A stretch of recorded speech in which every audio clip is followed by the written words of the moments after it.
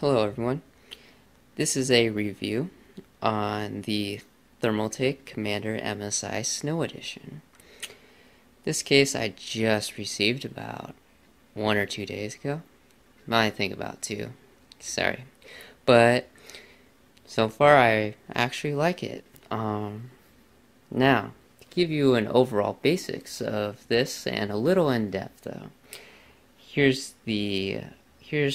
all the ports and pretty much the internals once we get there. Alright, let's get started. Now, see the Thermaltake logo? This is the whole big mesh down here. Actually, let me zoom out a little bit. Now, there's a rumor going around that you cannot actually install a 120mm fan behind there. But I have to say, there is in fact room for a 120mm fan. There is actually 4 screw holes back there, around drive cages I think 4 to 5 or 5 to 6. Therefore, yeah, more expandable room for a 120mm fan. Up here we got your hard drive light, which is the blinking red one. It shows up pink because unfortunately the blue one kind of feeds into it. And the blue one is the power light. And the square above it is actually a reset button. Now, on top of that, you got your power button, the big one. Okay. Next, you have some ports right here. These are the front ports. Now, this big space right here, where it's currently covered, is a card reader space, so you can place your card readers there. Unfortunately, mine did not fit, so yeah, that's pretty much what happened. So I have covered right now. This right here is a USB 2.0 USB port. You got your microphone input, headphone input. You also got one super speed 3.0 USB port. Okay. Up here you got 3 drive meshes. One right here that was there, one right here that was there, and one currently there.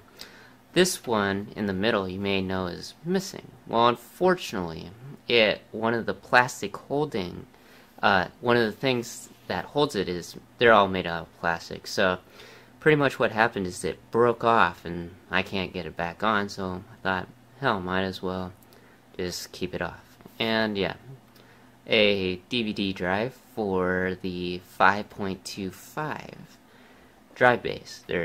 These 3 messages are 5.25. Okay. On top, you have 2 fan additions. This one, actually, when a motherboard is installed, actually the fan does not really fit. You could try, but internally, the motherboard is usually too big for this one. But you can actually put it on top and it still works. But if you try and put it inside, you might as well be covering your fan input. So yeah, this one sometimes can be used, but sometimes can't be used. Next, this second one here, for my heatsink's way too wide, so I can't really do that. So yeah, these 2 fan holes are kind of useless. But instead, if I put the fans on top, then they become very useful. Maybe a push-pull configuration? I don't know. Alright. Coming over to the side here, we got one nice kind of arrow window. I call it arrow window. I kept the plastic on because I guess it's cool. And so, you also have right here another fan input. Fortunately, I don't know which one it is, like what size goes there. but it could be an 80 millimeter or I don't know, even 60. But you should check with Thermaltake on that. I'm not the expert here, so. Alright, sliding over to the side, the other side here. You see there's a bump, kind of bumpish kind of thing. The reason why that is because this helps cable management. So then, if your cables are bulging out, well, this bump helps a little bit. Alright, I'm going to put you guys down for just a few minutes while I get my case open.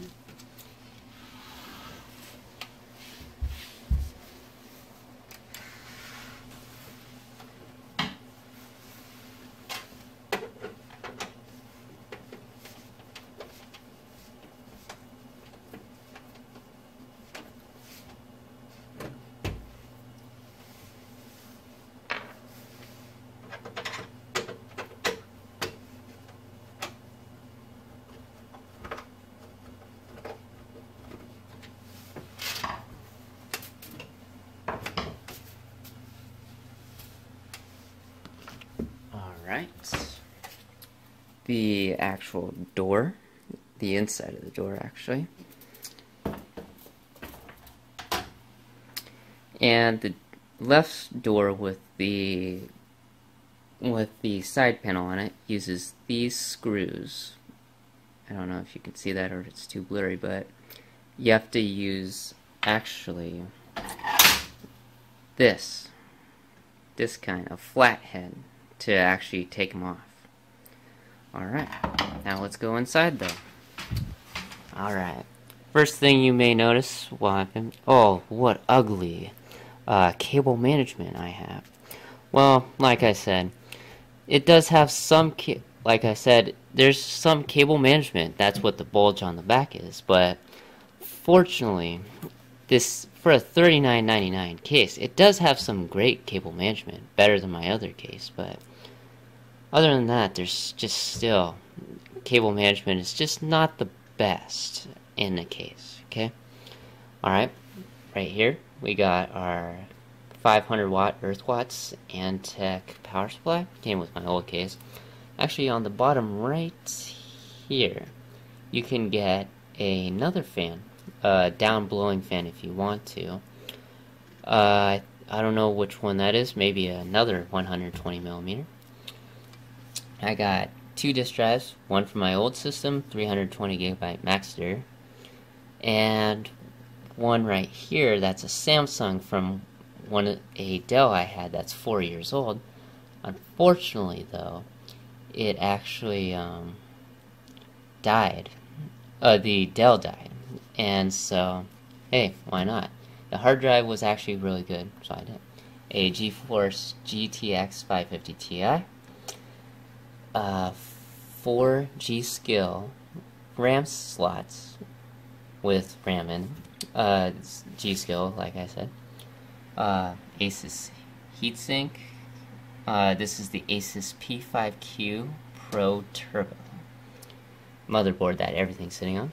We got a Arctic Freezer Pro 7 Revision 2. This thing is pretty good, I have to say. It does keep things cool, though. Okay, we have a 120 millimeter exhaust fan with blue LEDs, which is kind of nice, because my old case didn't have that, just some crappy Antec black fan that really didn't look nice. Now, like I said, if you look under here, there's really no room in between here for a top fan right here.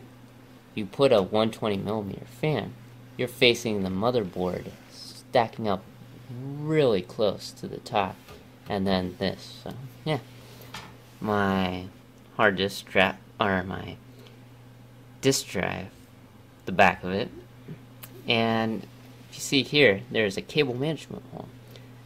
Then you go down, more cable management hole, another one, and then there's one actually behind there, and where all these wires are coming from, there's actually one hole right there. If you may not see it, but okay. Then I'm also using these blue wires here are OK gears. Actually, let's try this one. Yeah, this one. That's OK gear SATA 3 or yeah, SATA 3 cables for the hard disk drives. And then you may be wondering though, what are all these red switches? These are actually toolless hard drive installations. So this is how it works. Just twist up and they come out like that. No tools required. Then if you just want to put these back in and secure the hard drive, just put it back in. It has to be up to be back in. Then you just turn it and the hard drive's locked in. Easy as pie. And that's what I did with my DVD drive up here. So anyways, if you want to